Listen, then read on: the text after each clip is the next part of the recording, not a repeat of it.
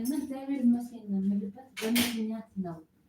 ያለ ምክንያት እግዚአብሔር ይመስገን ልላችሁም በቃ አብዝቼ እግዚአብሔር ይመስገን አሜን። ስሙ የተመሰገነ የከበረ ይሁን እና ጥሩ ሰው ስላጋጠመኝ እግዚአብሔር ይመስገን እላለሁ።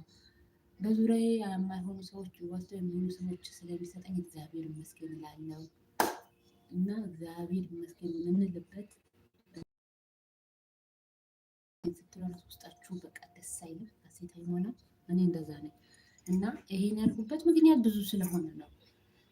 እና እናንተስ እስኪ እንደው እንትን ትላላችሁ ወይ? የሆነ ክፍተት ስታገኙ እረፍት ታደርጋላችሁ ወይ?